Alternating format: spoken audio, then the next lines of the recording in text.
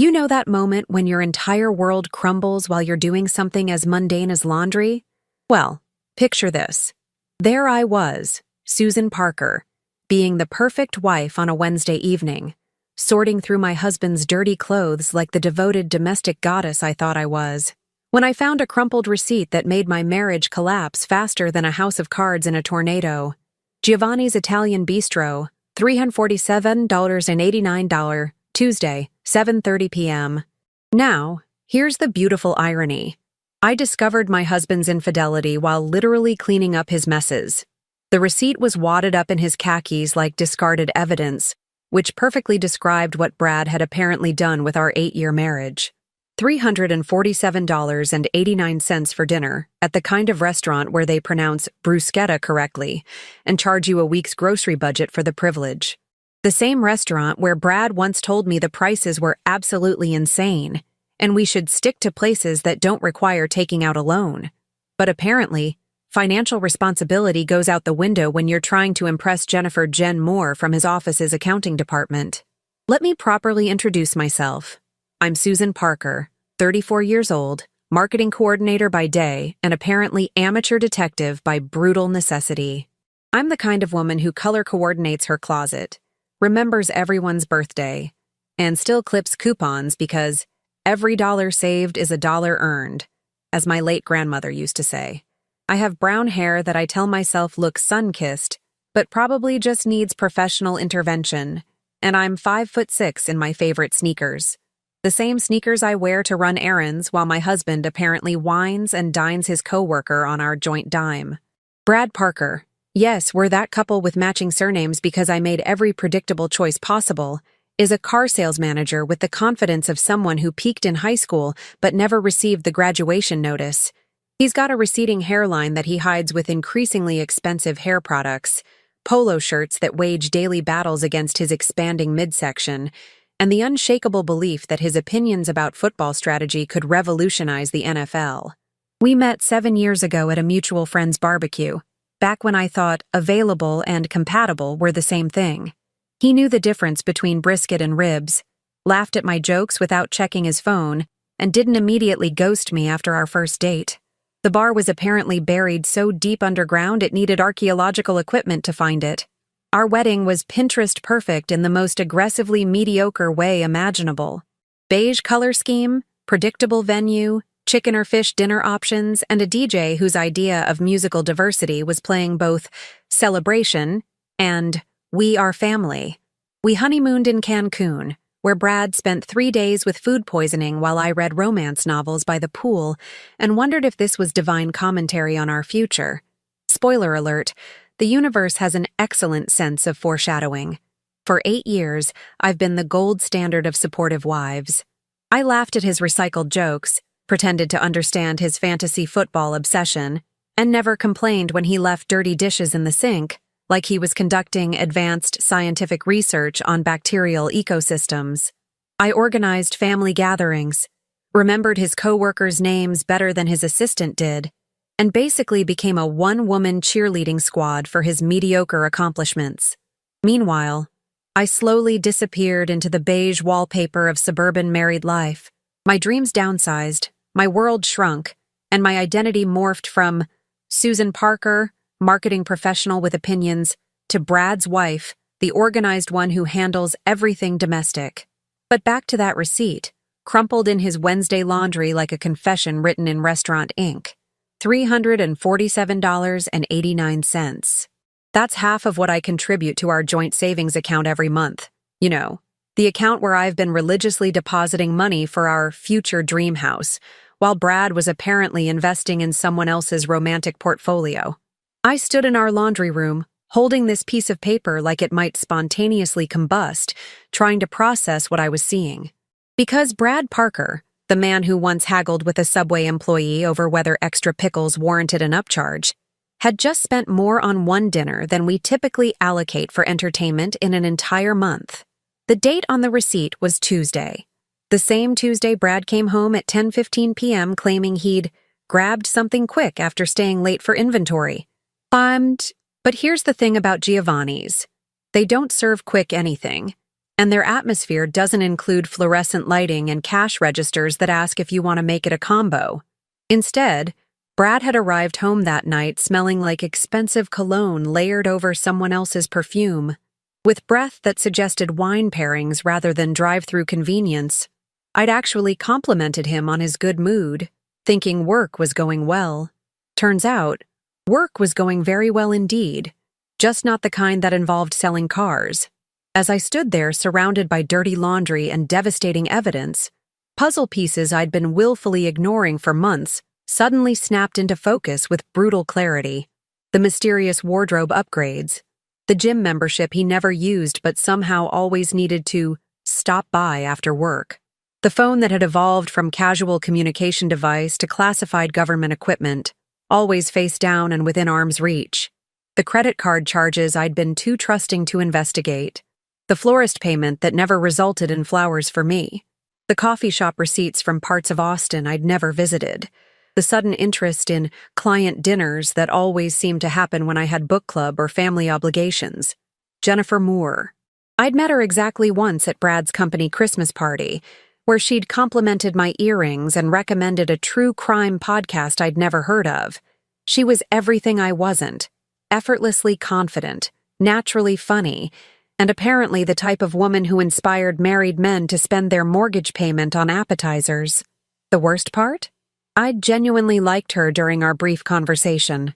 We'd talked about serial killer documentaries while Brad mingled with other co-workers, and I'd gone home thinking how fortunate he was to work with such engaging people.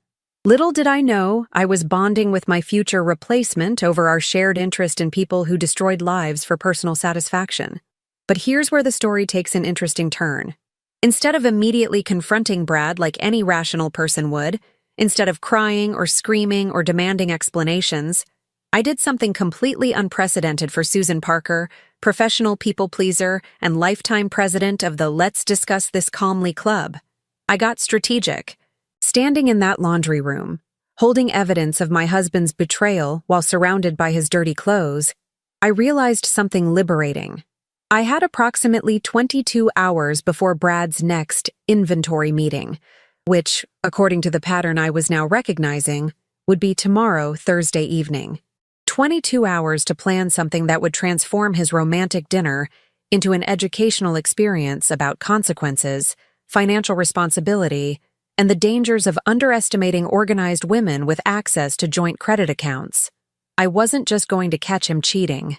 I was going to orchestrate the most memorable evening of Brad Parker's life, complete with public embarrassment, financial humiliation, and social consequences that would make his Tuesday night dinner look like a pleasant memory.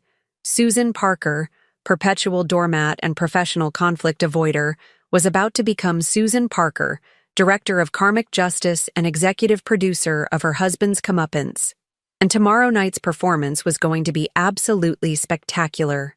Before I detail my masterpiece of marital justice, let me paint the complete picture of how I became Mrs. Completely Clueless Parker. Because trust me, the warning signs weren't subtle. I just had the observational skills of someone who'd been gaslit so thoroughly, I started thinking the smell of smoke meant someone was making s'mores. The transformation began about 6 months ago with what I now call the Great Personal Renaissance. Brad went from a man who considered deodorant optional on weekends to someone who owned more grooming products than a professional makeup artist. He started using cologne that cost more than our monthly streaming service budget, began dental flossing for the first time since our engagement photos, and somehow developed strong opinions about thread counts that didn't involve complaining about price tags. When I praised his sudden commitment to personal hygiene, he claimed he was trying to project more professionalism at work. How wonderfully ambitious. Except his definition of professional apparently meant looking good enough to impress someone who wasn't legally obligated to find him attractive.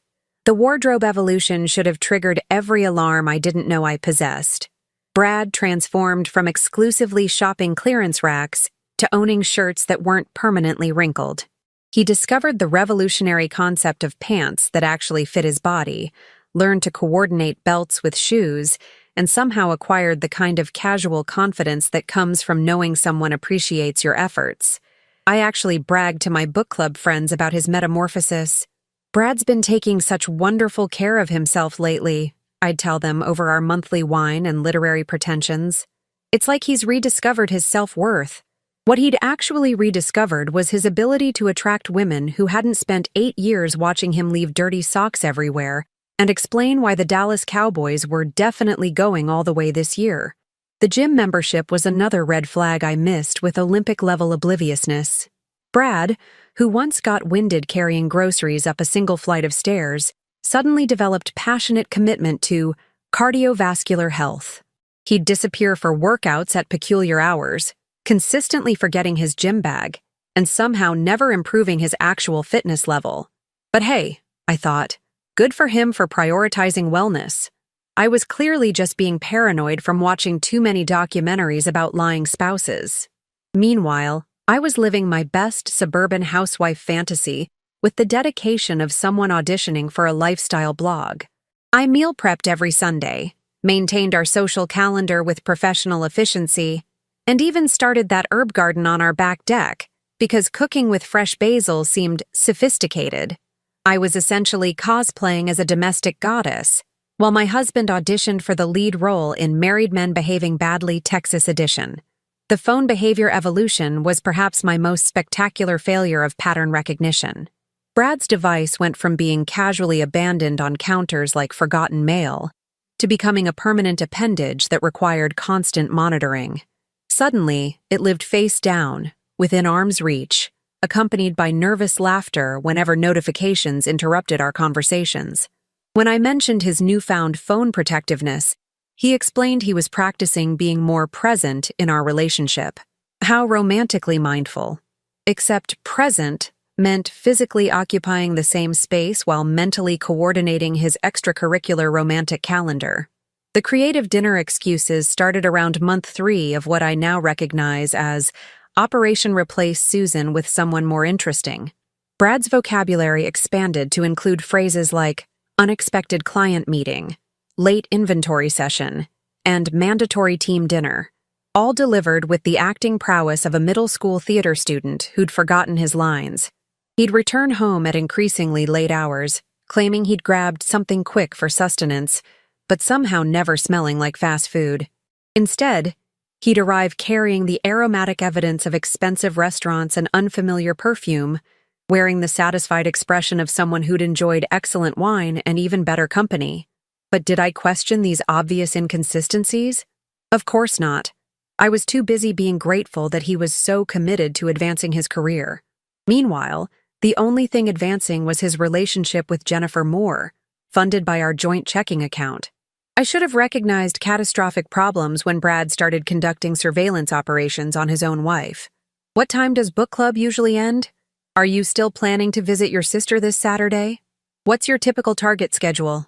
He was basically running reconnaissance missions while I thought he was showing renewed interest in my social life.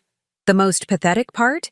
I occasionally modified my plans to accommodate what I assumed was his desire for more together time. When he'd inquire about my evening activities, I'd sometimes cancel or abbreviate social engagements because I thought he wanted to spend quality time reconnecting. Turns out, he just needed accurate intelligence about when our house would be available for whatever married men do when they're planning affairs. The mysterious credit card charges began appearing 3 months ago, but I rationalized every single transaction like a defense attorney for my own marriage. Coffee shop in an unfamiliar neighborhood? Perhaps he was exploring new lunch options. Restaurant I'd never heard of? Probably networking with colleagues. Florist charge that sparked excitement about potential surprises? Spoiler alert, those flowers were definitely not destined for our kitchen table. I actually inquired about some charges using my sweetest, most non-threatening voice. Oh, that Italian place looks elegant. We should try it together sometime. His response? Maybe eventually. It's not really your type of place, though. Apparently, my type was chain restaurants with kids' menus, while Jen's preferences required actual reservations and wine that didn't come with twist-off caps. The beautiful irony of this entire situation, I was the family's financial administrator. I balanced our checkbook, managed our savings goals, set up all our account alerts, and basically served as unpaid bookkeeper for our household, including, as it turned out, maintaining detailed records of Brad's romantic investment portfolio. Every credit card notification was essentially real-time updates on my husband's infidelity, delivered directly to my phone by my own organizational efficiency. I was funding my own humiliation while keeping meticulous documentation of every transaction.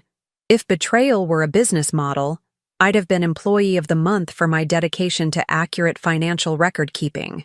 Meanwhile, Jennifer Moore was living her best life as the primary beneficiary of my excellent money management skills. Every romantic dinner I subsidized while eating frozen meals alone, every expensive evening I financed while clipping grocery coupons, every hotel charge I funded while organizing our linen closet. She was enjoying the lifestyle I was budgeting for but never experiencing. Wednesday evening, after discovering that receipt, I spent 4 hours conducting forensic analysis of our financial records with the dedication of a CPA during tax season. The pattern was gorgeous in its predictability. Every Tuesday and Thursday for 8 weeks, mysterious charges at establishments I'd never visited, in Austin neighborhoods I'd never explored, during hours when I was home managing our domestic operations while Brad managed his double life.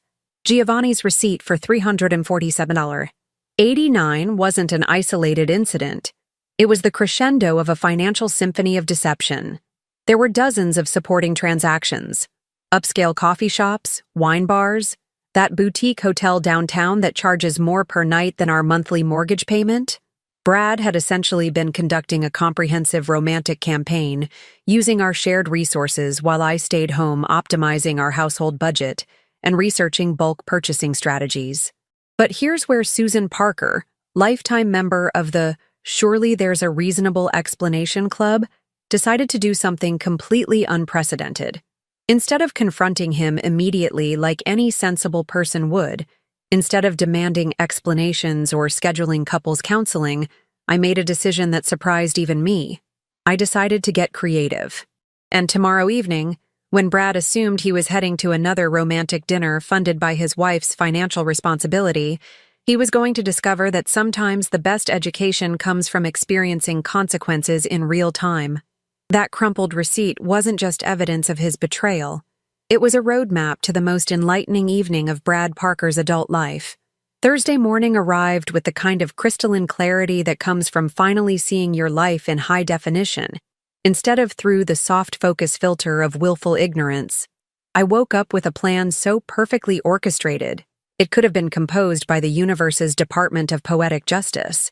The magnificent thing about being married to someone predictably dishonest is that their patterns become as reliable as atomic clocks.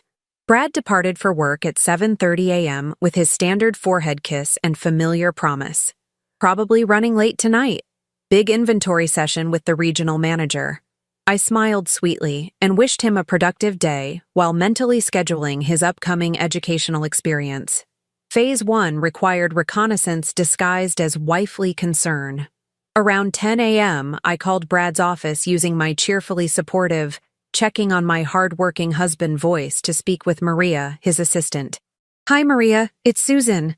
I wanted to surprise Brad with his favorite dinner tonight, but I know he mentioned possibly working late. Is that inventory meeting definitely happening?" Maria, bless her unsuspecting heart, provided more intelligence than she realized. "Oh yes, Mrs. Parker. Mr. Brad blocked his entire calendar from 6 to 10 p.m. for tonight. He specifically requested no interruptions for his very important client consultation." Perfect. A 4-hour window of inventory management that definitely wasn't happening anywhere near actual inventory. I thanked Maria enthusiastically and spent the remainder of the morning fine-tuning my masterpiece. The first crucial step required a performance worthy of professional recognition. Around lunchtime, I contacted our credit card company using my most distressed voice. "Hi, I need to report my credit card as lost or stolen," I informed the customer service representative, whose name was apparently Jessica, and who sounded like she'd rather be literally anywhere else on the planet. "When did you last use your card, ma'am?" Jessica asked with the enthusiasm of someone reciting scripts for the millionth time. "I'm honestly not sure," I replied, allowing just the right amount of panic to color my voice. I went shopping yesterday and thought I had it, but now I can't locate it anywhere. I'm worried someone might have taken it or maybe it fell out of my purse. Jessica guided me through standard fraud prevention protocol. I'm immediately canceling your current card and will expedite a replacement within 2 business days. Any charges attempted after this moment will be automatically declined and flagged as potentially fraudulent activity. Absolutely beautiful. I thanked Jessica profusely and disconnected with the satisfaction of someone who'd just armed a very expensive time bomb set to detonate at precisely the right moment. But credit card cancellation was merely the opening act of tomorrow's performance. See, I'd invested 8 years being the perfect supportive wife, the one who memorized anniversary dates and coworkers' birthdays, the one who understood Brad's schedule better than his own personal assistant. Today, all that accumulated knowledge was about to become strategically weaponized. My next conversation was one I'd been avoiding for years, but suddenly anticipated with genuine excitement. Calling Margaret Parker, my mother-in-law. Margaret represents what you'd diplomatically describe as a traditional woman with unwavering convictions about marriage, family values, and maintaining respectable public appearances. She's also the type of mother who raised her son with crystal-clear expectations about how married men should conduct themselves. "Margaret, it's Susan," I announced when she answered, employing my most serious daughter-in-law tone. "I need to discuss something quite important concerning Brad's recent behavior." The conversation that followed was a masterclass in strategic information warfare. I didn't open with accusations. I led with genuine concern. "I've been noticing some troubling changes in Brad's patterns, and I discovered some receipts that are extremely concerning. I have strong reasons to believe he's having an affair." Margaret's response exceeded my highest expectations. The woman who'd invested 35 years raising Brad to be a respectable gentleman was not pleased to discover her parenting investment was yielding questionable returns. "That boy," she declared with the tone of someone personally offended by moral failures, "was raised significantly better than this behavior suggests." I provided carefully selected evidence to ignite her maternal outrage without revealing my complete strategy. The suspicious credit card charges, the mysterious schedule modifications, the sudden obsession with personal grooming. Margaret absorbed every detail like a prosecutor constructing an airtight case. "What do you need from me?" she asked, which was precisely what I'd hoped to hear. "I need him to face appropriate consequences," I stated simply, "and I need assurance that his family won't enable him to avoid responsibility for his choices." Margaret Parker, I discovered, maintained stronger convictions about family honor than family loyalty when the two concepts conflicted. "Consider that handled," she replied with the authority of someone who'd spent decades ensuring actions produced consequences. Thursday afternoon, I took a strategic drive to Jen's apartment complex. Yes, I knew her address because Brad had mentioned it during one of his complaints about Austin traffic patterns, and I possess an excellent memory for details that later prove useful for justice purposes. I wasn't planning direct confrontation. That approach would be messy and potentially legally problematic. Instead, I had something far more elegant in mind. Jen resided in one of those trendy young professional complexes featuring community bulletin boards, active social media groups, and residents who probably thrived on neighborhood drama. I invested considerable time crafting the perfect anonymous community notice. Attention residents. Please be aware that Jennifer Moore in Unit 3B is currently conducting an affair with a married man. They've been observed together at multiple local establishments. Thought the community should understand what type of person shares our amenities. A concerned neighbor who values community integrity. I printed multiple copies at different locations, FedEx, the public library, and a copy shop, using various fonts and paper types to create several versions. By Thursday evening, Jen's bulletin board would resemble a community announcement about her extracurricular activities. My final preparation involved calling a locksmith. Carlos from Reliable Austin Locksmith was available Thursday afternoon and didn't ask uncomfortable questions when I explained that my estranged husband needed to be denied access for personal security reasons. He simply nodded professionally and scheduled the appointment for 3 p.m. Thursday, well before Brad's client consultation, but hours after his departure for work. Thursday evening arrived with the kind of anticipation usually reserved for championship games or elaborate revenge fantasies finally materializing. Brad left work following his standard routine, completely oblivious that this would be his double life's final performance. I spent the day in calm preparation, like a theater director ensuring every detail was perfect before opening night. At noon, I posted the community notices at Jen's complex. At 3 p.m., Carlos changed our locks with professional efficiency. At 4 p.m., I confirmed with Margaret that she was available for an important conversation with Bradley this evening. By 5:30 p.m., I was home in my most comfortable pajamas, positioned on our couch with excellent wine and my phone, watching the clock count down to what would undoubtedly be the most educational evening of Brad Parker's adult existence. At 6:15 p.m., I received Brad's predictable text, "Heading into the big meeting now. We'll definitely be late. Don't wait up for me." At 6:30 p.m., I called our credit card company's customer service line one final time. "Hi, I reported my card as lost yesterday, and I wanted to confirm it's definitely been canceled, because I'm noticing some suspicious activity attempts." The representative confirmed that any usage attempts would be immediately declined and flagged as potentially fraudulent. Absolutely perfect. At 7:00 p.m., I settled comfortably with my wine and phone to await the evening's entertainment. Somewhere across Austin, Brad and Jen were probably reviewing Giovanni's wine selection, completely unaware that their romantic evening was about to transform into a financial catastrophe and social disaster that would make reality television seem boring by comparison. The first call arrived at exactly 7:43 p.m., and it wasn't from Brad. The first call came from an unknown number, which made the moment even more delicious than I'd anticipated. It was Giovanni's restaurant manager calling to inform me there was a payment issue at my husband's table, and they needed to speak with the primary cardholder immediately. "Oh my goodness," I responded in my most genuinely concerned voice. "What type of issue are we talking about? Is everything all right?" The manager, who sounded like someone who'd navigated awkward situations before, but really didn't want to be managing this particular crisis on a Thursday evening, explained that my credit card had been declined multiple times and was showing as canceled due to suspected fraudulent activity. "That's so strange," I continued with Academy Award-worthy confusion. "I did report my card as missing yesterday because I couldn't locate it anywhere in my purse. Are you absolutely certain it's my husband attempting to use it? Could you possibly describe the gentleman for verification purposes?" The manager proceeded to describe Brad down to his receding hairline, tendency toward dramatic hand gestures when telling stories, and habit of over-explaining wine selections to appear sophisticated. "That definitely sounds like my husband," I confirmed. "But I'm quite confused because I'm currently at home. Is he there with another person? Because if he's using a canceled card, I'm genuinely worried something might be seriously wrong." There was an extended pause filled with background restaurant noise. "Ma'am, your husband is dining with a female companion. They've already ordered and consumed most of their meal." "A female companion?" I allowed precisely the right amount of hurt to creep into my voice. "I see.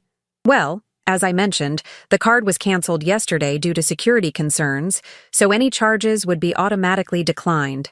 I'm sorry you're dealing with this awkward situation, but I cannot authorize payment for a dinner I had no knowledge was occurring."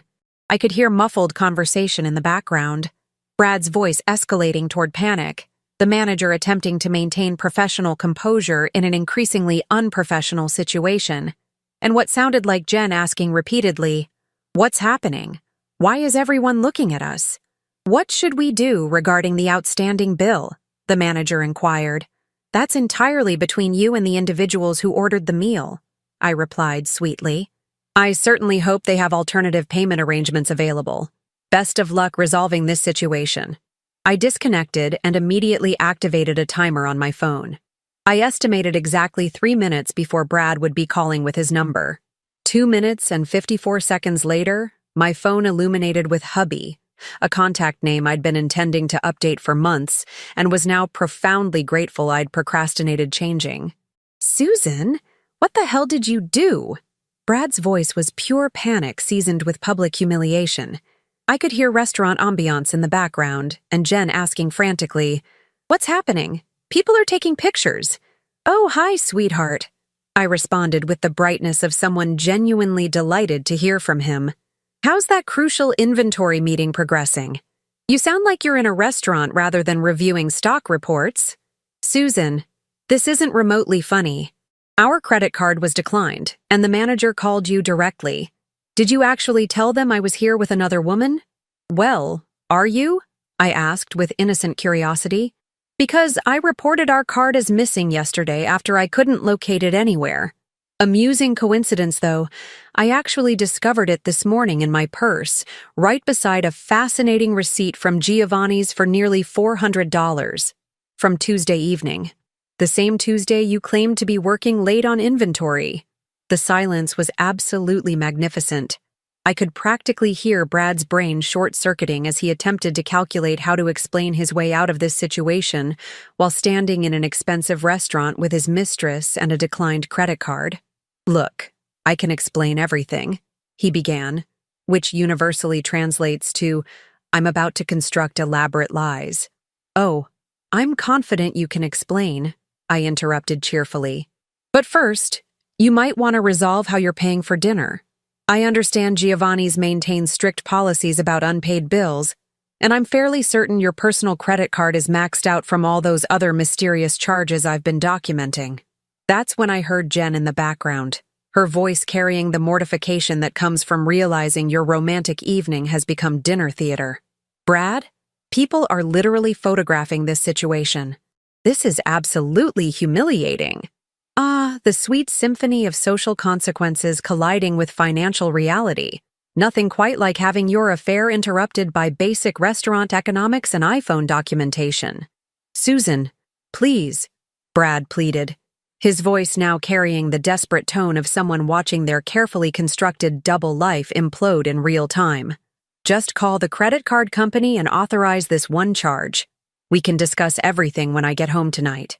"Regarding that," I said casually, pausing to sip my wine, "you might want to arrange alternative accommodations tonight. I had our locks changed this afternoon." Another pause. This one so extended I wondered if the call had dropped. "You what?" "Changed the locks. You know, for security purposes. Since apparently I can't trust the person who possessed keys to make honest decisions about where he actually lives anymore. Seemed like a reasonable precaution." The background noise was escalating dramatically. I could hear the manager attempting diplomatic resolution, other diners obviously paying attention to the unfolding drama, and Jen having what sounded like a complete emotional breakdown about her professional reputation and community standing. "Susan, you cannot just lock me out of my own house." "Actually, I can. Both our names appear on the deed, which means I possess equal authority to change locks as you do to spend our joint funds on romantic evenings with your girlfriend." The locksmith was very understanding when I explained that my husband had been using our shared credit card for unauthorized romantic expenditures. That's when Brad made the critical tactical error of choosing anger over apology. "This is absolutely insane. You're being completely irrational." "Irrational?" I laughed, and it felt genuinely therapeutic to laugh authentically for the first time in months. "Brad, you've been using our joint credit card to fund a relationship with another woman while I stay home eating microwave dinners and balancing our household budget. If anyone's behaving irrationally, it's the man who thought his wife would never notice $400 romantic dinners in a city where our usual splurge is Applebee's happy hour." I could hear increasingly frantic whispering between Brad and Jen, what sounded like the manager approaching their table again with obvious reluctance, and Brad's voice becoming progressively more desperate.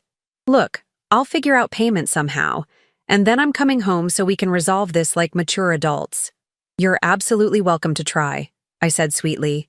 "But Brad, you should probably call your mother. She's expecting to hear from you this evening. Something about family values and public embarrassment. She expressed quite strong opinions about married men who apparently forgot their upbringing." The line went so quiet I could practically hear Brad's blood pressure spiking. "You called my mother?" "I spoke with Margaret yesterday, actually. We had a wonderful conversation about marriage, commitment, and how disappointed she was to learn that her son had apparently forgotten everything she taught him about being a decent human being. She's very much anticipating your phone call. Oh, and Brad? I added as a delightful afterthought. You might want to check on Jen's living situation as well. I understand her neighbors have become quite observant about community standards and personal integrity. I disconnected before he could respond and immediately poured myself another generous glass of wine.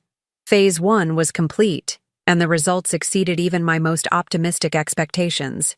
My phone began ringing again immediately, but I allowed it to proceed to voicemail. Then again. By the 5th consecutive call in 8 minutes, I turned the device off entirely and decided to enjoy the peaceful tranquility of my newly secure home. Around 9:30 p.m., I heard the predictable sounds of someone testing keys that no longer functioned, followed by increasingly frustrated rattling of door handles that wouldn't cooperate.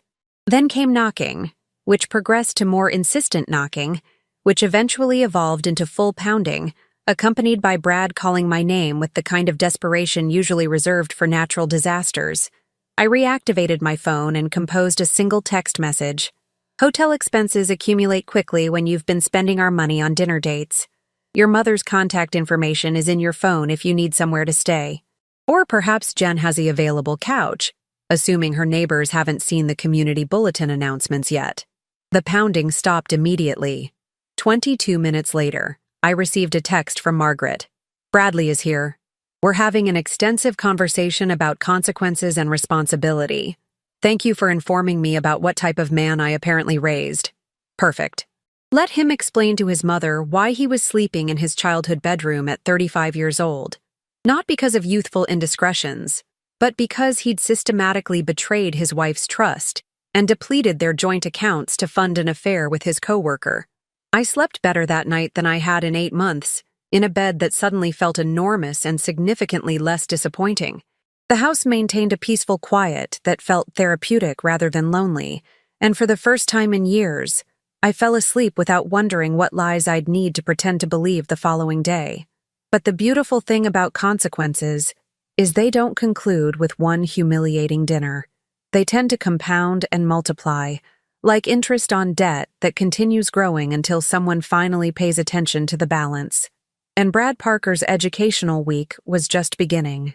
Friday morning dawned with the kind of pristine clarity that comes from finally inhabiting reality instead of a carefully maintained fantasy. I awakened to 26 missed calls, 62 text messages, and the profound peace that accompanies no longer pretending someone else's lies make rational sense. The text messages were a masterpiece of escalating panic and diminishing dignity. They began with Brad's damage control attempts. We need to discuss this situation rationally. Progressed through desperate bargaining. I can explain everything if you just allow me inside. Escalated to frustrated anger. You had absolutely no right to embarrass me publicly like that. And finally devolved into pure desperation. I'm sleeping on my mother's couch and she won't stop lecturing me about family honor and personal responsibility. But the genuine entertainment arrived via unknown numbers. Text messages from complete strangers who'd apparently witnessed or heard about the Giovanni's incident through Austin's remarkably efficient social media network. One message read, "Girl, you are absolutely legendary. The entire city is discussing the credit card situation." Another declared, "My friend works at Giovanni's and says the kitchen staff is still laughing about it during their shifts." My personal favorite came from someone whose neighbor lived in Jen's apartment complex. The bulletin board strategy was pure genius. Jen packed up and moved out overnight. The whole building is buzzing about professional ethics and community standards. I spent Friday morning doing something revolutionary. Exactly what I wanted to accomplish. I systematically organized our bedroom, boxing up all of Brad's possessions with the efficiency of someone who'd been mentally preparing for this moment for months without realizing it. I canceled our joint Netflix subscription and established a new account featuring exclusively my preferences. No more sports documentaries or action movies I'd never requested to endure. I even rearranged our furniture, repositioning the couch to face our large window instead of the television, because I'd always preferred natural light to Brad's constant commentary about whatever game happened to be playing. The house began resembling a space where I actually lived rather than a museum dedicated to accommodating someone else's comfort preferences. Around noon, Margaret called. "Susan, dear, we need to discuss Bradley's future living arrangements and behavior." "Art?" It was the first time in 8 years she'd addressed me as dear instead of Brad's wife. "Of course," I replied, settling into my favorite reading chair with fresh coffee in my preferred mug. "How did your conversation proceed?" "Bradley has admitted to everything," she stated with the tone of someone who'd spent decades teaching children about consequences and was profoundly disappointed to discover her lessons hadn't been permanently absorbed. "The other woman, the restaurant charges, the systematic lies about working late, all of it." I provided Margaret with my complete timeline, the months of suspicious behavioral changes, the credit card charges, the receipt I'd discovered, the comprehensive pattern of deception that had been developing for 6 months. Margaret listened with the kind of focused attention she'd never previously paid to my stories about work accomplishments or family events. "That boy was raised to be honest and faithful," she said finally. "This behavior does not represent who I taught him to become." "No," I agreed. "You raised him excellently. This represents who he consciously chose to become despite your good parenting." There was an extended pause. "What do you need from me to move forward successfully?" That's when I realized something beautiful was occurring. Margaret wasn't calling to defend her son or request that I forgive his behavior.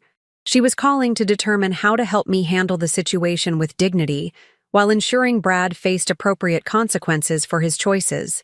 "I need him to understand that this marriage is completely finished," I stated simply.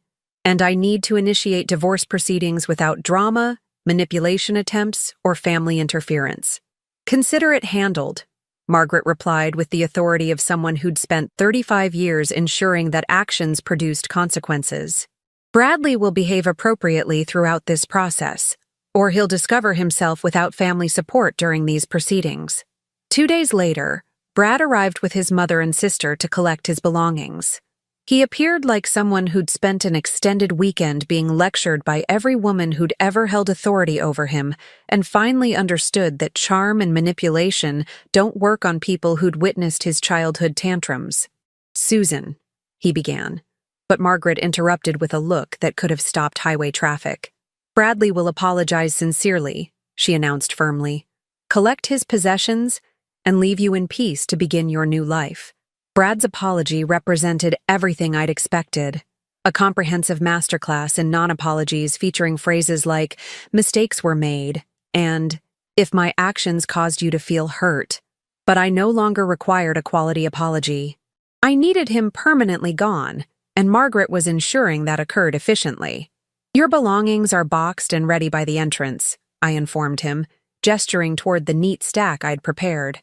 "My attorney's contact information is with your mother."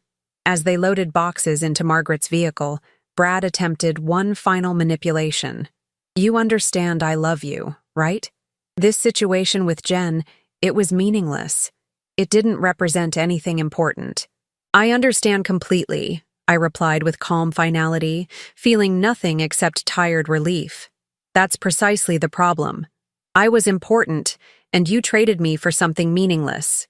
That tells me everything I need to know about your judgment and character."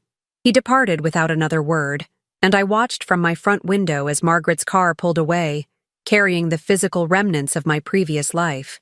The divorce was finalized 6 months later. Texas community property laws meant I received half of everything, including half of the credit card debt Brad had accumulated financing his relationship with Jen. The final accounting was almost poetic in its justice.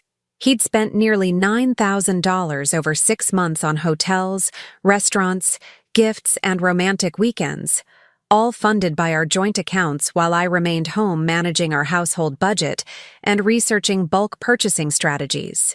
The most satisfying aspect of the settlement was retaining our house. Since I'd been making consistent mortgage payments and could demonstrate financial stability, the judge awarded me complete ownership in exchange for assuming full mortgage responsibility. Brad retained his credit card debt and whatever memories those expensive dinners had created.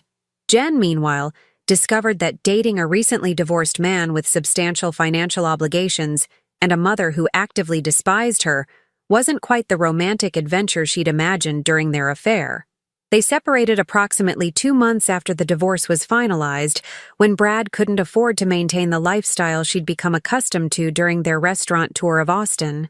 Last I heard, she'd relocated to Dallas for a fresh beginning, which is Texas code for escape the social consequences of your personal choices. Brad attempted to re-enter the dating scene, but word had spread through Austin's surprisingly interconnected social circles.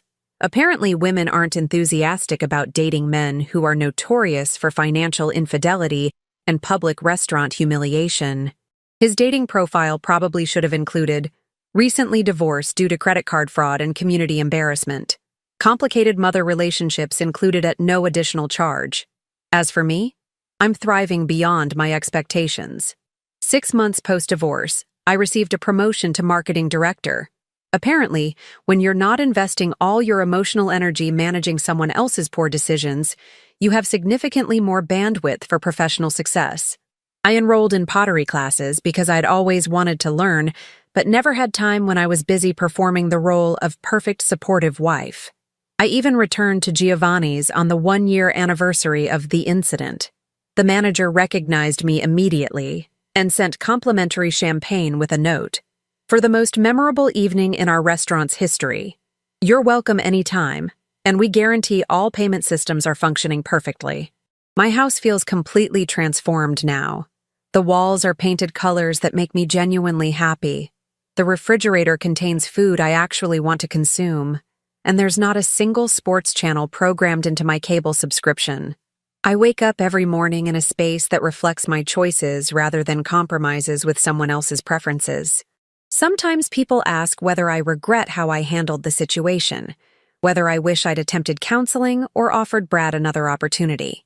The answer remains consistent. The only thing I regret is not canceling that credit card 6 months earlier, because 8 years of marriage and 1 perfect evening of financial justice taught me this essential truth.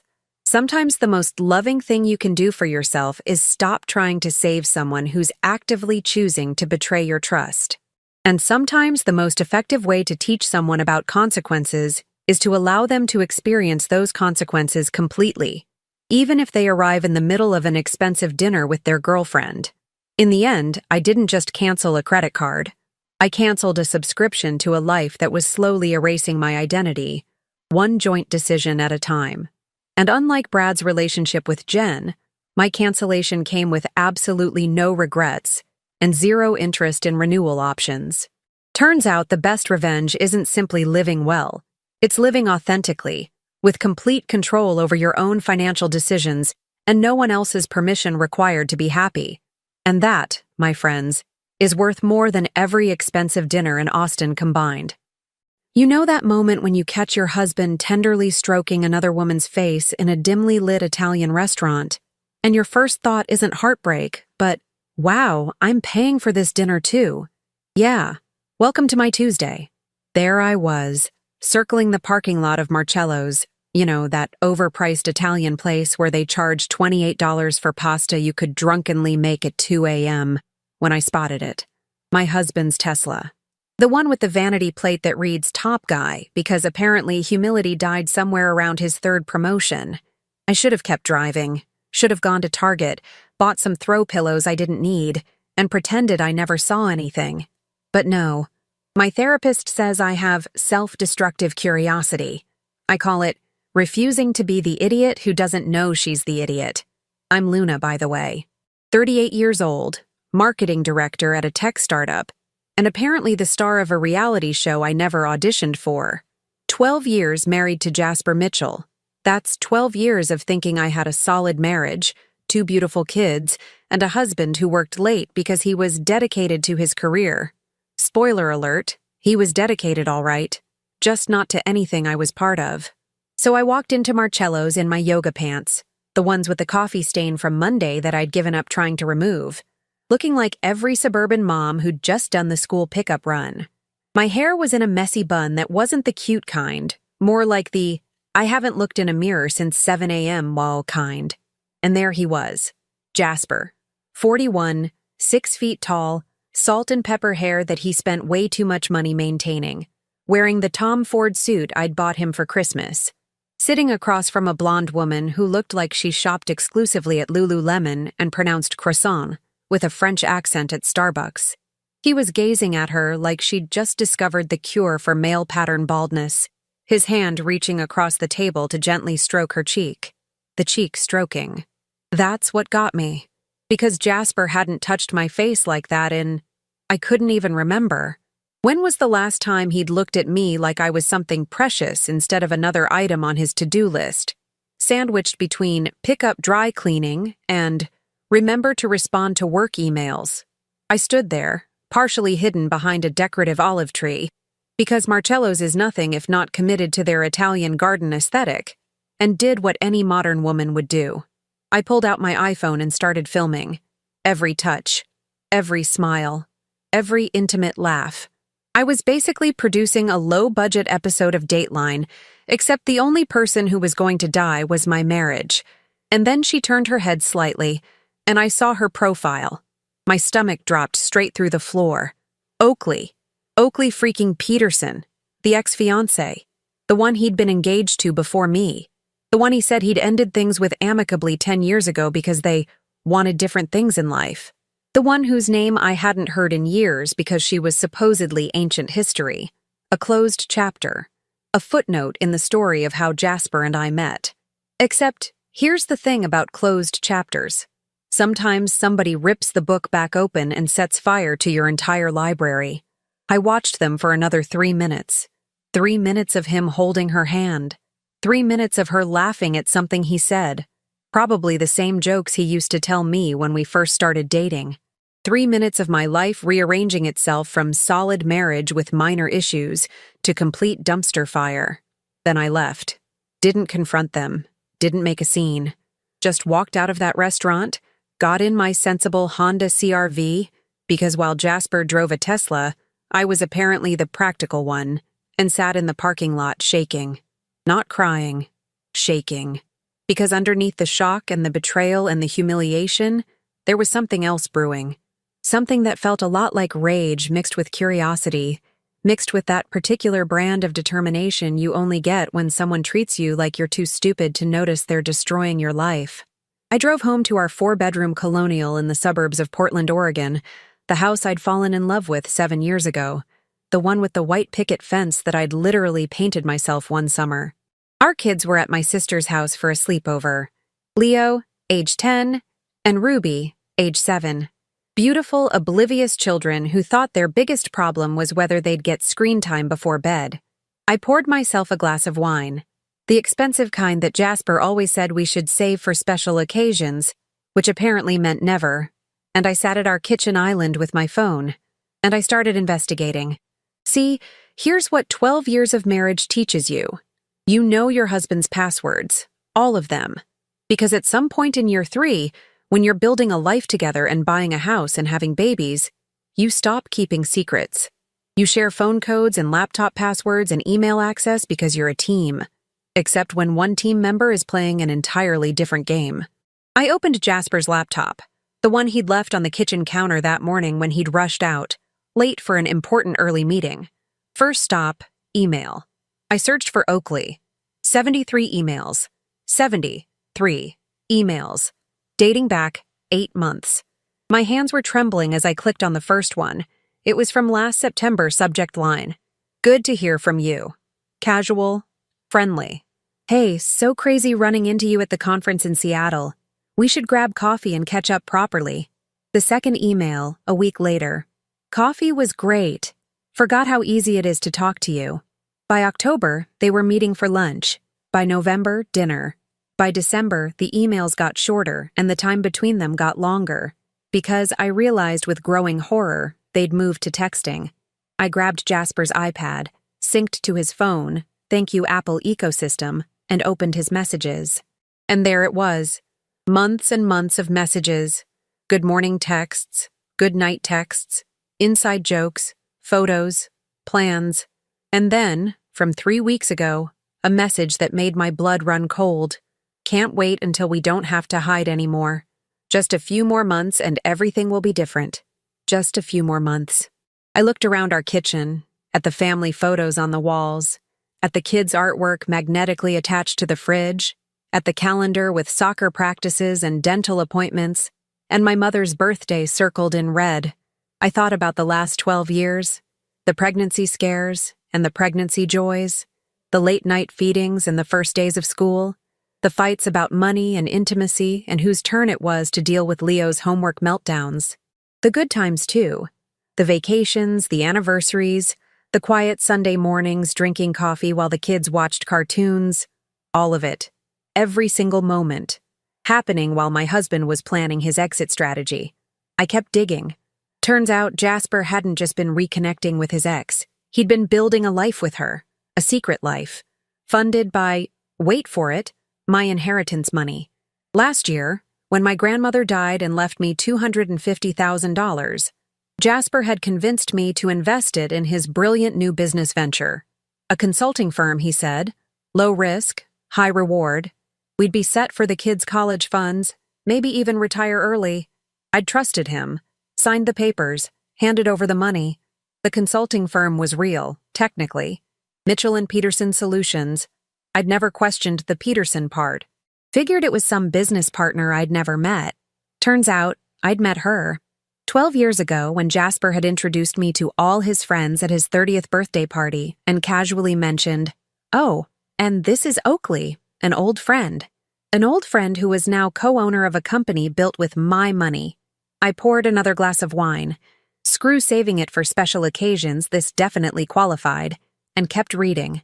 Financial documents, bank statements, email receipts, the weekend work trips to San Francisco, romantic getaways with Oakley, the conferences in Austin and Denver, more getaways, that investment opportunity that required a separate checking account for cleaner bookkeeping, the account that was paying for Oakley's 2-bedroom apartment in downtown Seattle, the one with the waterfront view and the monthly rent that cost more than most people's mortgages.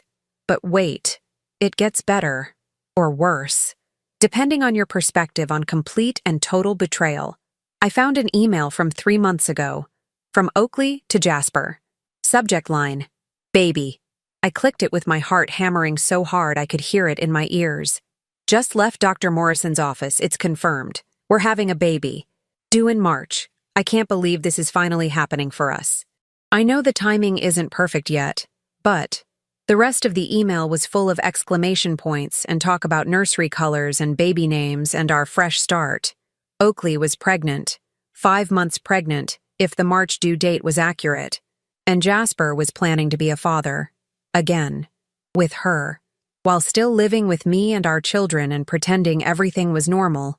I sat there in my kitchen, in my house, drinking my wine, and laughed. Actually laughed. Because what else do you do when you realize your entire life has been an elaborate performance and you've been the only one who didn't know you were acting? Then I did what any intelligent woman with access to joint bank accounts, 12 years of marriage under her belt, and a really, really good lawyer on speed dial would do. I started planning. Because if Jasper thought he could destroy my life while I passively watched, he clearly didn't know who he'd married. The gloves were off. The rules had changed.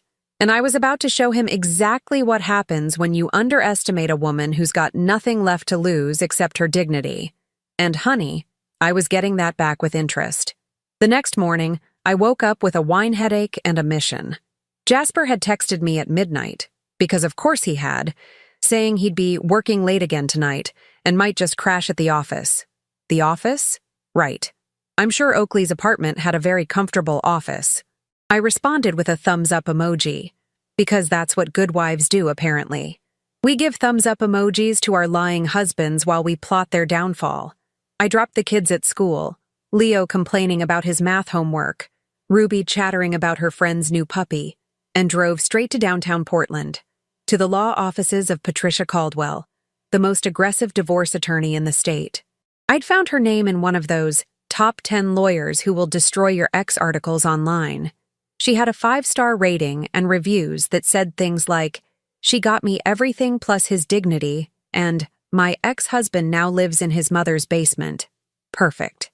Patricia's office was in one of those glass buildings that screamed expensive, and You're about to spend a lot of money, but it'll be worth it. She was 50-something, sharp suit wearing, with the kind of haircut that costs $300 and says, "I win cases before breakfast." "So," she said, after I'd laid out the entire sordid story, the affair, the secret business, the pregnancy, the inheritance theft. "Your husband is having an affair with his ex-fiancée, used your inheritance money to fund their love nest and fake business, and she's currently pregnant with his child. Did I miss anything? Oh, and he's planning to divorce me right after I sign refinancing papers that would put our house entirely in his name." Patricia smiled. It was the kind of smile a shark makes before it bites. "I like you already. When can you get me copies of everything?" I pulled out a flash drive. Already done.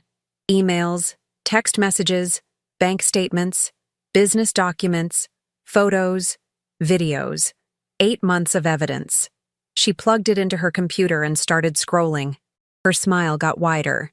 "Mrs. Mitchell, Luna, your husband is an idiot. He left a paper trail that a kindergartner could follow. Joint accounts used for personal expenses with another woman. Business expenses that are clearly personal. Text messages discussing hiding assets. This isn't just divorce material. This could be fraud. How fast can we move? How fast do you want to move?" "Yesterday." She laughed. "I can file by end of week. But here's what we're going to do first. We're going to freeze every joint account. We're going to get injunctions preventing him from accessing or moving any marital assets. We're going to hire a forensic accountant to track every penny. And then we're going to take him for everything he's worth." "What about the business? Mitchell and Peterson Solutions?"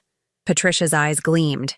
"You said you invested your inheritance, a premarital asset, into this business? $250,000. And you have documentation proving this? Signed contracts, bank transfers, everything. Then that business is at least 50% yours, arguably more. We'll be claiming your investment back with interest, plus compensation for fraud. If we can prove he misrepresented the business purpose to get your money, we might even get criminal charges involved." I felt something unfamiliar bubbling up inside me. It took me a moment to recognize it.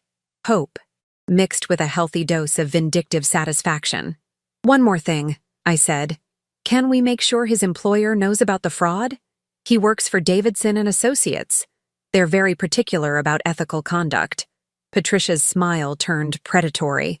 "I think a formal disclosure to his HR department about potential financial misconduct might be appropriate, especially if it involves company resources or time."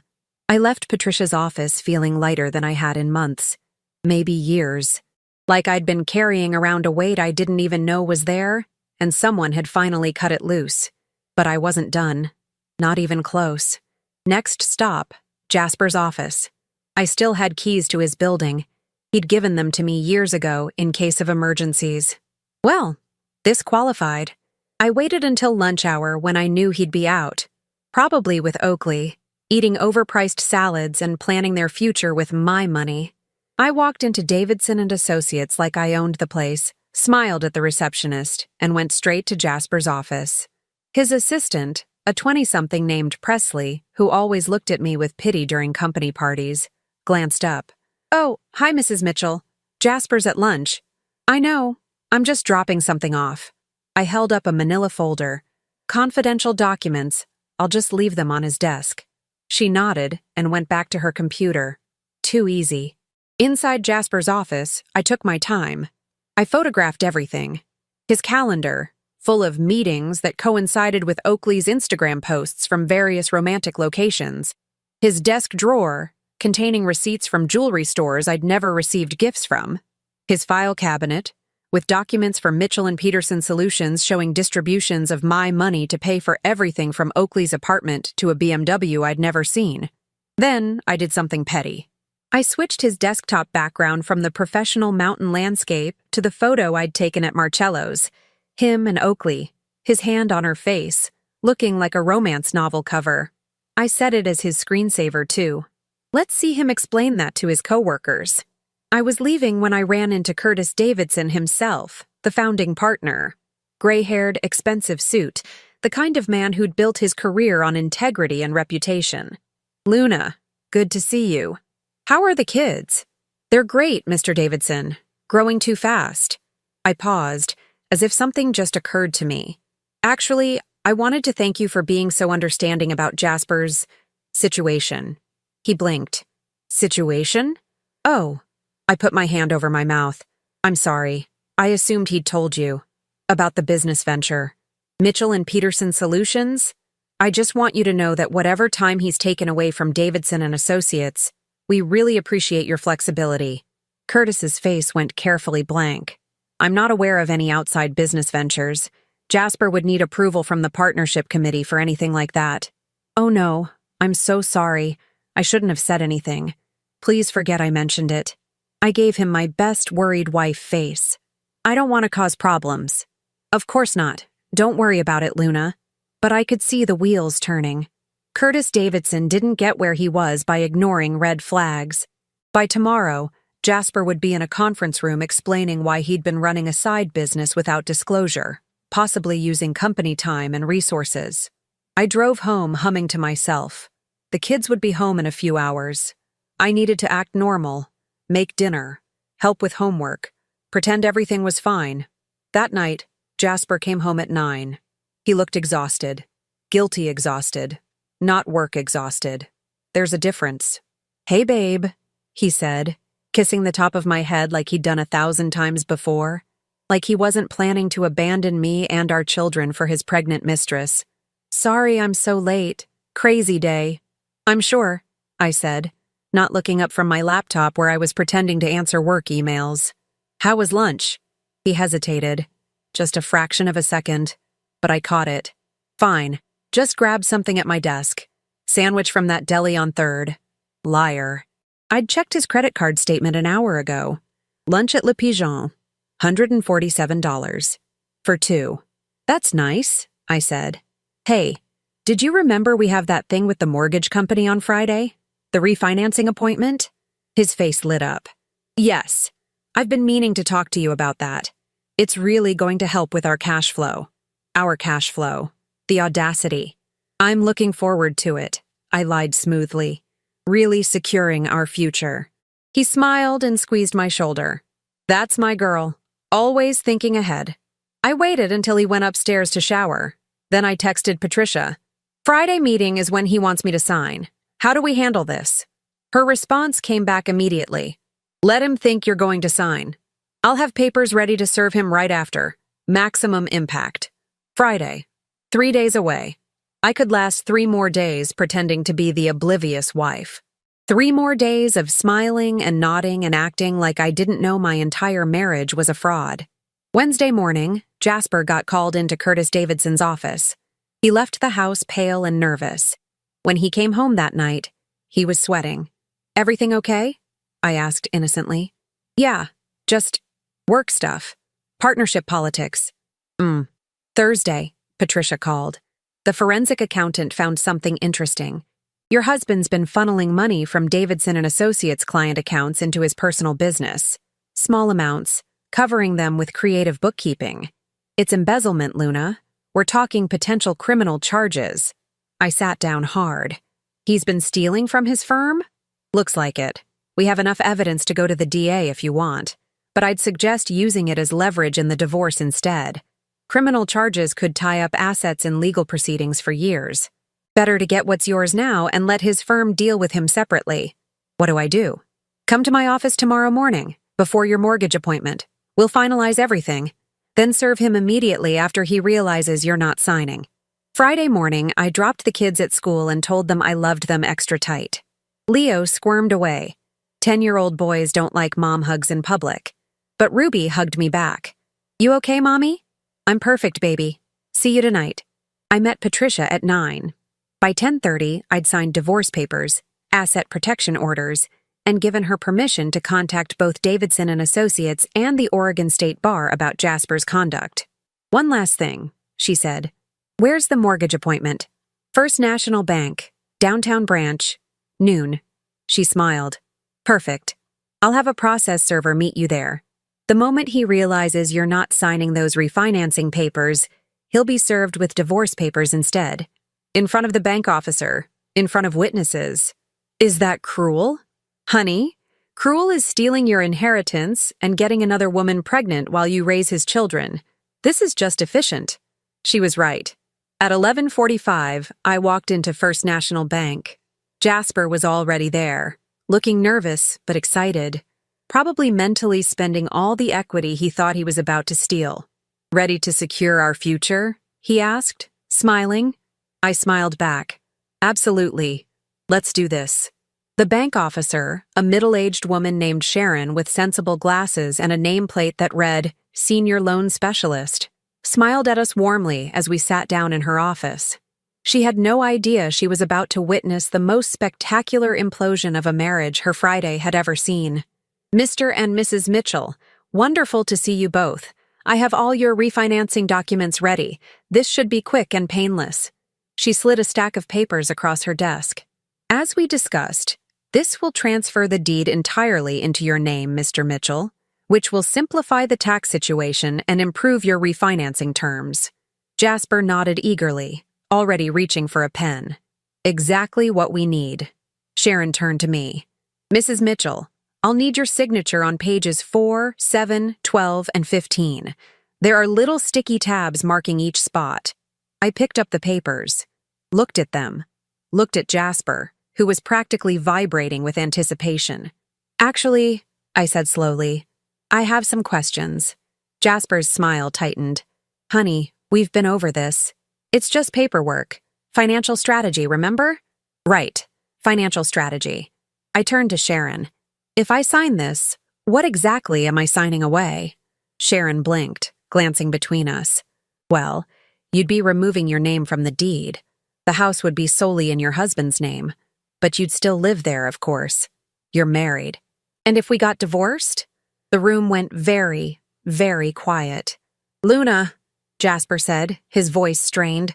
What are you talking about? Just a hypothetical question. I kept my eyes on Sharon. If we divorced after I signed this, what would happen to the house? Sharon looked uncomfortable. Well, in that case, since the house would be in Mr. Mitchell's name alone, it would be considered his separate property. You would have no claim to it in a divorce settlement. Interesting. I set the papers down. And what about the $250,000 of my inheritance money that was used for the down payment 7 years ago? Jasper went pale. Luna, would I have any claim to that investment if the house was solely in his name? Sharon was looking at Jasper now, a slight frown creasing her forehead. That would be complicated.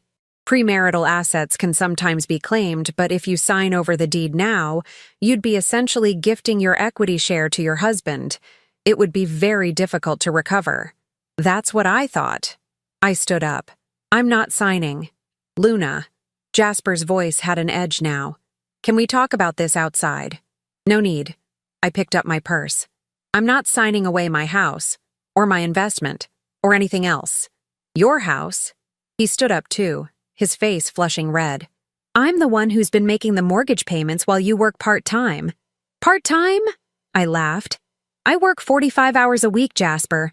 I make $70,000 a year, and I've been contributing to this mortgage since day one. Sharon was very deliberately looking at her computer screen, pretending she couldn't hear us. This is ridiculous, Jasper hissed. You're being paranoid and emotional. Am I? I pulled out my phone and opened the photo gallery. Is it paranoid to wonder why my husband needs secret meetings at Marcello's? I turned the screen toward him, his face on the display, his hand on Oakley's cheek. He went from red to white in about 2 seconds. Or maybe I'm being emotional about finding out my husband has been running a business with his ex-fiancée using my inheritance money? I swiped to the next photo, a screenshot of the Mitchell and Peterson Solutions bank statements. Or discovering that his work trips were actually romantic getaways to San Francisco and Austin. Luna, let me explain. Oh, I'm sure there's a fascinating explanation for how Oakley Peterson is 5 months pregnant with your baby while we're still married. Sharon gasped. She couldn't help it. Jasper looked like he was going to be sick. How did I find out? Really? That's your question? I was shaking now, but not with sadness. With pure, crystallized rage. You left your iPad synced to your phone, genius. Every text message, every email, every I love you and can't wait to start our life together. Mrs. Mitchell, Sharon said quietly, perhaps you should. The door to her office opened. A woman in a business suit walked in holding a manila envelope. Jasper Mitchell? She asked. Not now, Jasper snapped. I'm a process server. You've been served. She handed him the envelope and walked out. Jasper stared at it like it was a bomb. What is this? Open it and see. His hands shook as he tore it open. I watched his face as he read, watched him go through denial, confusion, horror, and finally, panic. Divorce papers, he whispered. You're filing for divorce. Very observant. I can see why they made you senior associate. Luna, wait. We can talk about this. We can fix this. Fix this? I grabbed the papers from his hands and read out loud. Petition for dissolution of marriage. Request for emergency injunction freezing all joint assets. Demand for forensic accounting of all marital finances. Motion to claim ownership interest in Mitchell and Peterson Solutions. I looked up at him. Should I continue? There's a whole section about the embezzlement from Davidson and Associates. His face went gray. You wouldn't. I already did. Patricia Caldwell is my attorney. You might have heard of her. She's the one who got Jennifer Morrison full custody and her ex-husband's boat collection. I picked up my purse. She's very excited about our case. Says it's the most clear-cut fraud she's seen in years. This is insane. You can't just... I can. I did. And Sharon? I turned to the bank officer, who looked like she wished she was anywhere else. I'll be refinancing in my name only once the divorce is finalized. I trust that won't be a problem? No, ma'am, she said faintly. I walked out of that bank with my head high and my hands steady. I got into my Honda CR-V, my car, paid for with my money, and drove exactly 3 blocks before I had to pull over because I was shaking so hard I couldn't see straight. But I wasn't crying.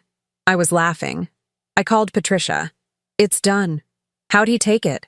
About as well as a man who just realized his entire plan collapsed can take it. He looked like he was going to pass out. Good. Now comes the fun part. We've already frozen the joint accounts as of this morning. He won't be able to access any marital funds. We've also filed a restraining order preventing him from selling or transferring any assets. And I just got off the phone with Curtis Davidson. And he's very interested in the evidence of embezzlement. Very interested. He's putting Jasper on immediate administrative leave pending an internal investigation. I closed my eyes. He's going to lose his job. He stole from his clients, Luna.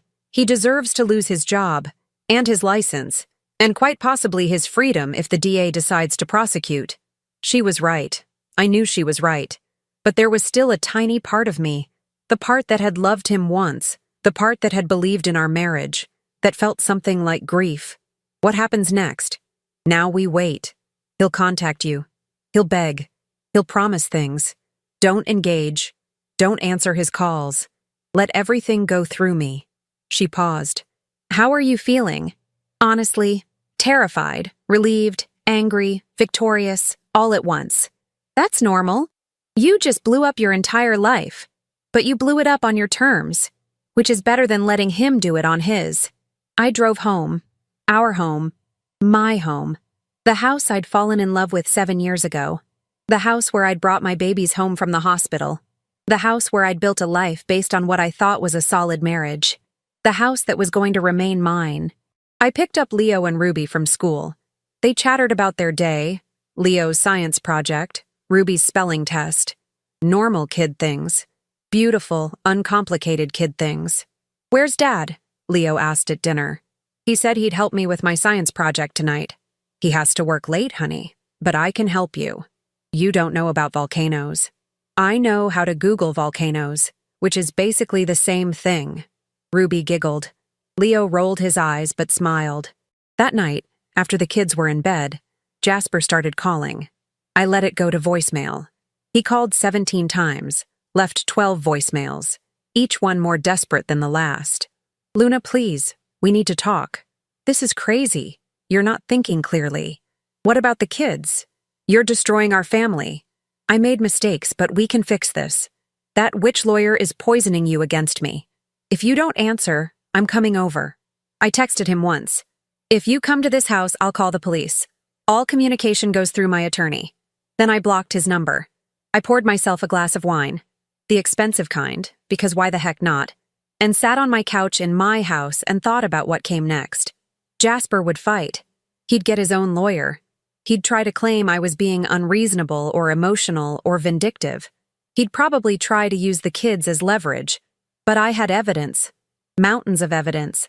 Evidence of theft, fraud, adultery, and embezzlement. Evidence that would hold up in any court in the country. And I had something else. Something he'd always underestimated. I had rage transformed into strategy. Heartbreak converted into action.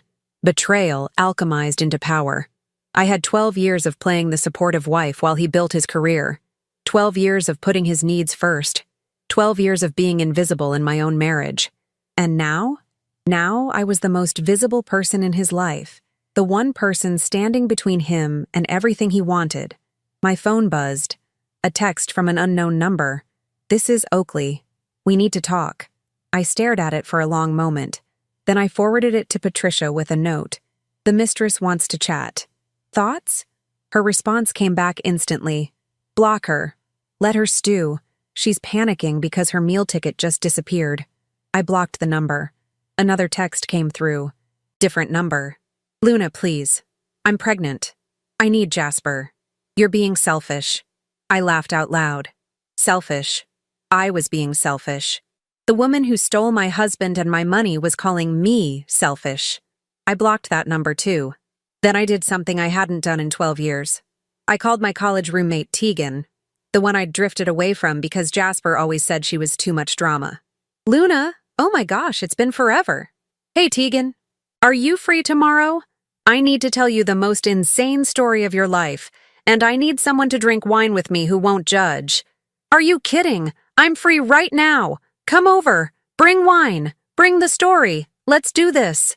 For the first time in what felt like years, I smiled. A real smile. Not the fake one I'd been wearing for Jasper. Not the tired one I gave the kids when I was exhausted. A genuine, excited, about to spill all the tea smile. I'll be there in 20 minutes. Perfect. I'll order pizza, the good kind, not the healthy kind. I grabbed 2 bottles of wine, the expensive stuff from Jasper's special collection, and headed out.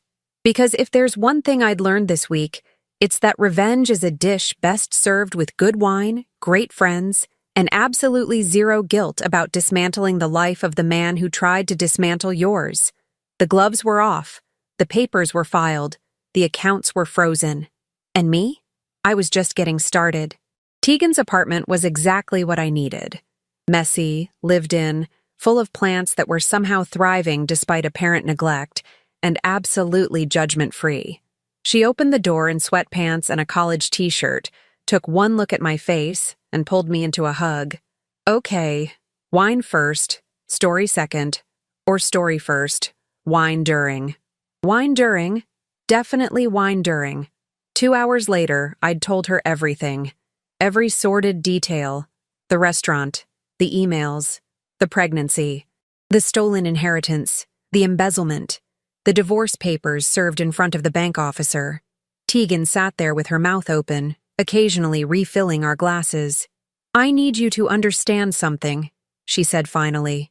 This is the most insane thing I've ever heard. And my sister married a guy who turned out to have 3 other wives in different states. Your sister wins. No, you win. Because you documented everything. You didn't just catch him, you built a case. You're like if Nancy Drew grew up and got really angry. She raised her glass. To Luna Mitchell, who doesn't get mad, she gets evidence. We clinked glasses. So what happens now? She asked. Now? Now it gets interesting. And it did. Monday morning, I got a call from Patricia. You're going to want to sit down for this. I'm already sitting. Davidson and Associates fired Jasper, effective immediately. They're also filing a civil suit against him for the embezzled funds. Roughly $80,000 they've traced so far. And they've reported him to the Oregon State Bar for ethics violations. I closed my eyes. $80,000. He'd stolen $80,000 from his own firm to fund his fantasy life with Oakley. There's more, Patricia continued. The forensic accountant finished the preliminary report. The business? Mitchell and Peterson Solutions? It's completely fake. No real clients, no actual revenue. Just a shell company used to funnel your inheritance money into personal expenses. Oakley's apartment, her car, vacations, furniture, clothing, everything. Can we get the money back? We're going to try. But here's the beautiful part. Since it was your premarital inheritance and he fraudulently misrepresented the investment, we can potentially recover the full amount plus damages. And since Oakley was a knowing participant in the fraud, she's liable too. She has to pay me back?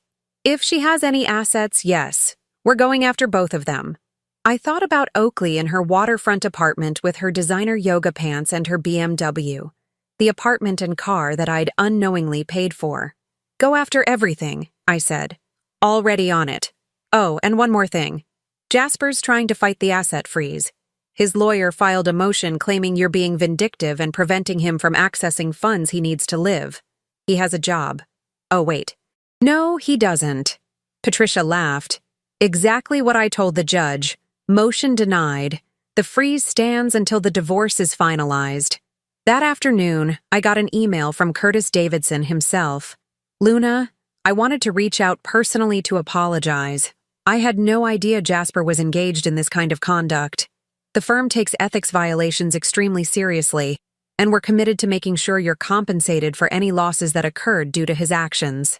If you need anything, please don't hesitate to contact me directly. I forwarded it to Patricia with a note. Is this real? Or is he worried I'll sue the firm too? Her response. Both. But take it. Corporate guilt works in our favor. By Wednesday, things started moving fast. Jasper's lawyer, some guy named Barrett who had decent ratings but nothing compared to Patricia, reached out requesting a settlement conference. He wants to negotiate, Patricia told me over the phone. Which means he knows he has no case. What's he offering? 50-50 split of everything except the house. He gets the house, you get half the remaining marital assets and your inheritance investment back. Joint custody of the kids. I laughed so hard I snorted. He thinks he's getting my house? That's what I told him.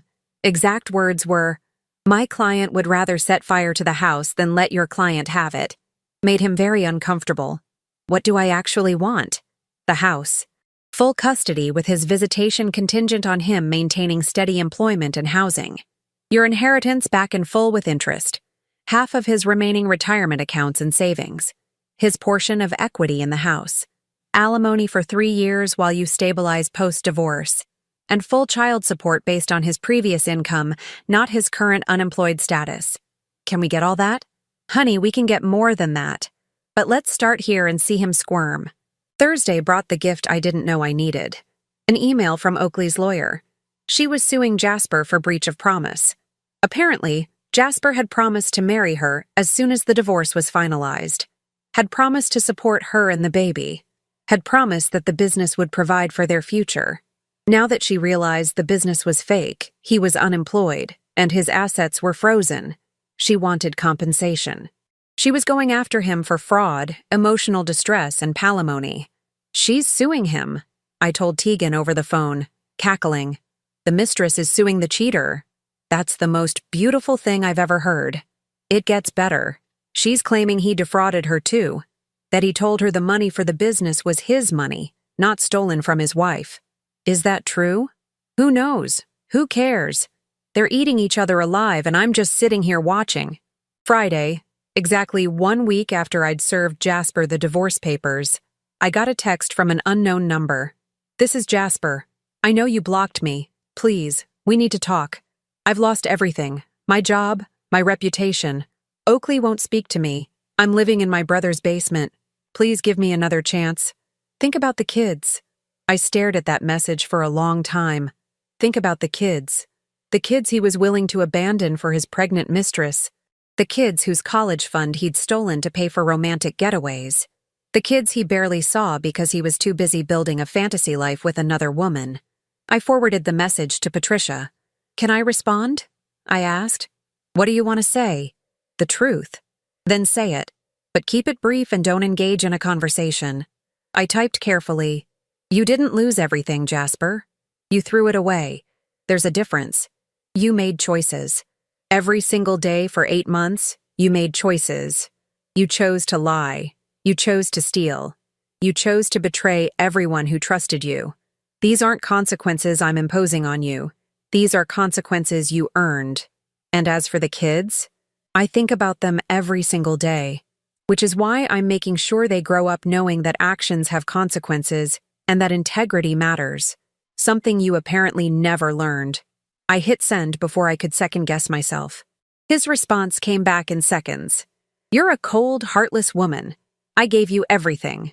I showed it to Patricia. Perfect, she said. He's emotional and defensive. His lawyer's going to love that. The following Tuesday, we had our settlement conference. Jasper looked terrible, unshaven, wearing a wrinkled dress shirt, hollow eyes.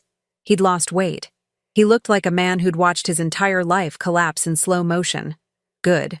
His lawyer, Barrett, was young and nervous. Patricia ate him alive. My client's position is clear, she said crisply. Full custody, the house, complete repayment of the inheritance with 8% interest, alimony, child support, half of all remaining marital assets and retirement accounts, and Mr. Mitchell pays all legal fees. That's outrageous, Barrett sputtered. You're trying to leave him with nothing. He left himself with nothing when he committed fraud and embezzlement. My client made mistakes. Your client committed crimes. Multiple crimes. If Mrs. Mitchell wanted to be vindictive, she'd have pressed criminal charges. Instead, she's being remarkably generous by simply asking for what's rightfully hers. Jasper leaned forward. Luna, please, be reasonable. I looked at him. This man I'd loved. This man I'd built a life with. This man who'd destroyed everything we had without a second thought. I'm being perfectly reasonable, I said quietly. You stole $250,000 of my inheritance. You stole from your employer. You committed adultery. You were planning to take my house and leave me with nothing. And now you want me to be reasonable? I made mistakes. You made choices. Own them. The mediation went nowhere. Jasper's lawyer kept trying to negotiate down. Patricia kept holding firm, and eventually we agreed to let a judge decide. Litigation it is, Patricia said cheerfully as we left. Which means discovery, which means depositions, which means every sordid detail of his affair and fraud becomes part of the public record. His lawyer knows this. Give it a week. He'll settle. She was right. 5 days later, Barrett called with a new offer. Jasper would concede on everything: the house, custody, inheritance repayment, alimony, child support, if Luna would agree to seal the court records and not pursue criminal charges. He's protecting his reputation, Patricia explained. What's left of it anyway? If this goes to trial, every lawyer in Oregon will know he's a thief and an adulterer. He'll never work in law-adjacent fields again. What do you think I should do? What do you want to do? I thought about it. Really thought about it. I want my kids to have a father who's not in prison. I want my money back. I want my house. I want to move on with my life. I paused. But I want him to know, every single day for the rest of his life, that he lost everything because of his own choices. We can make that happen. We settled. I got everything. The house. Full custody with Jasper getting supervised visitation every other weekend. Supervised because of his currently unstable living situation. My inheritance back in full with interest. $274,000. 3 years of alimony at $3,500 a month. Child support of $2,000 a month. Half his retirement accounts. And he paid all legal fees, mine and his. The records were sealed. I didn't pursue criminal charges. But I did make sure that every parent at Leo and Ruby's school knew exactly why Jasper Mitchell no longer showed up to soccer games or school events. I didn't have to say much. Just a carefully worded comment to the right person at pickup. Oh, we're divorced now. Turns out he was living a double life with his ex-fiancée. These things happen. Suburban gossip networks are more efficient than the internet. Within a week, everyone knew. Within 2 weeks, Jasper's mother called me crying, apologizing for her son, begging me to let her still see the grandkids. Of course, I told her. You didn't do anything wrong. The kids love you. She sobbed harder. He's my son, but what he did to you, I'm so ashamed. As for Oakley, her lawsuit against Jasper went nowhere. You can't get money from someone who has nothing. Last I heard, she'd moved back to Idaho to live with her parents. She had the baby, a boy, in March. Jasper sees him occasionally, when he can afford the bus ticket. He never did find another job in law. Turns out being disbarred for ethics violations makes you unemployable in legal fields. Last I heard from Leo, his dad was working retail at a Home Depot in Beaverton, living with his brother and driving a 15-year-old Honda Civic. The Tesla was repossessed. And me? I'm still in my house. My house. The kids are thriving. Ruby's in gymnastics now. Leo made the travel soccer team. I got promoted at work.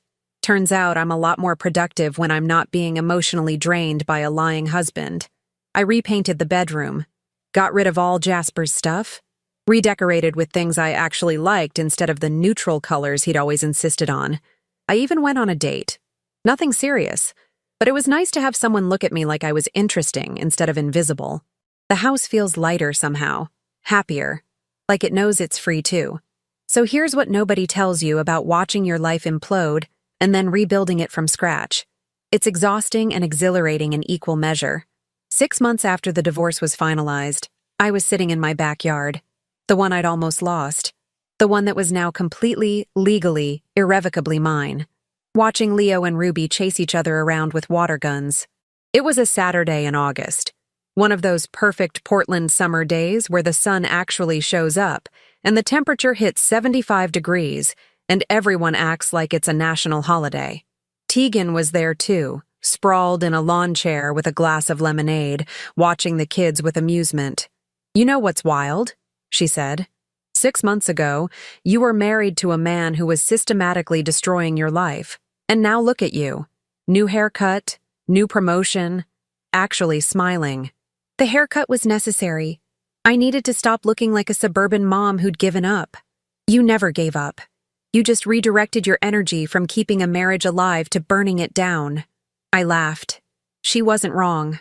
The thing about betrayal, real, deep, systematic betrayal, is that it clarifies everything.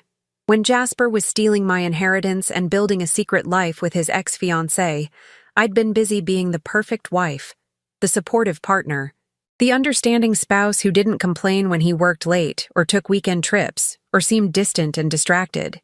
I'd been so focused on holding everything together that I didn't notice I was the only one holding anything. And when it all fell apart, when I finally let go and watched the whole structure collapse, that's when I realized how much lighter I felt without it. Leo ran over, dripping wet and grinning. "Mom, can we get pizza for dinner?" "Sure, buddy. Can it be the good kind? With extra cheese?" "The good kind with extra cheese. Got it." He ran off, satisfied. Ruby followed, shouting something about pepperoni. "They seem okay," Tegan observed, all things considered. "They are okay. Better than okay, actually." I took a sip of my lemonade. Their therapist says they're processing everything really well. They miss their dad, but they're not traumatized. Kids are resilient like that. And Jasper? Still doing the Home Depot thing?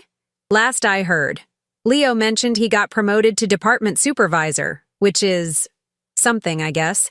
I shrugged. He sees them every other weekend, takes them to the park or the movies, tries to be present for what he can afford. Do you feel bad for him? I thought about it. Really thought about it. No, I said finally. I feel bad that my kids don't have the father they deserve.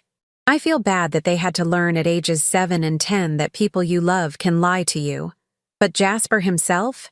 No. He made his choices. He lives with them. That's very mature of you. Maturity is just exhaustion disguised as wisdom. She snorted. Put that on a throw pillow. The truth was more complicated than that, of course. Some days I was angry. Some days I mourned the life I'd thought I had.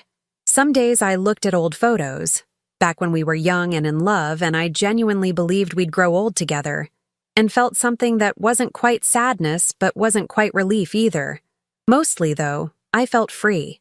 Free from the constant low-level anxiety of knowing something was wrong, but not being able to name it. Free from the exhaustion of trying to fix a marriage that one person had already abandoned. Free from the humiliation of being the last person to know I'd been replaced. My phone buzzed. A text from Patricia. Inheritance payment cleared. Check your account. $274,000. Back where it belonged. I'd already decided what to do with it. Half would go into college funds for Leo and Ruby. Real protected college funds that only I controlled. A quarter would go into retirement investments. The rest? A vacation fund. Because if this whole nightmare had taught me anything, it was that life is short and saving everything for someday is how you wake up one day and realize someday never came. Good news? Tegan asked, watching my face. The best. The money's back. What are you going to do with it? Not give it to a lying husband, for starters. We both laughed. That evening, after Tegan left and the kids were in bed, I sat on my porch with a glass of wine, the expensive kind, because I'd learned to stop saving things for special occasions, and thought about everything that had happened. A year ago, I'd been married, stable, settled, living what I thought was a good life. Now I was divorced, single mom, starting over at 38, and somehow, impossibly, I was happier. Not because the divorce was fun. It wasn't. Not because being a single parent was easy. It isn't. Not because I enjoyed watching my ex-husband's life fall apart. Okay, maybe I enjoyed that a little bit. But because I'd learned something crucial. You can't build a life on lies. You can't love someone who doesn't respect you. And you can't save a marriage that only one person is actually in. I'd spent 12 years trying to be enough. Trying to be the perfect wife, the understanding partner, the woman who didn't make waves or demand too much or expect basic decency. Turns out, I'd been enough the whole time. Jasper was just looking for something I could never give him. Permission to be mediocre and selfish without consequences. My phone buzzed again. A text from an unknown number. This is Jasper. I know I'm not supposed to contact you, but I wanted you to know I'm sorry. For everything. You deserved better. I stared at that message for a long moment. Then I deleted it without responding. Because here's the thing about apologies that come after you've lost everything. They're not about making things right. They're about making the apologizer feel better. And I wasn't interested in making Jasper feel better about his choices anymore. I had Leo's soccer schedule to manage, Ruby's gymnastics competitions to attend, a promotion at work that meant more responsibility and more money, a house to maintain, a life to build. I had friends I'd reconnected with, like Tegan, who I'd pushed away because Jasper thought she was too dramatic. I had hobbies I'd abandoned because they seemed frivolous. I had dreams I'd deferred because they weren't practical. I had myself back. The version of me that existed before I started shrinking to fit into someone else's idea of who I should be. And that version? She was pretty incredible. Ruby wandered out onto the porch in her pajamas, rubbing her eyes. Mom, can't sleep. Come here, baby. She climbed into my lap, still small enough to fit, though not for much longer. I wrapped my arms around her and we sat there quietly, watching the stars come out over Portland. Mom? She said after a while. Yeah? Are you happy?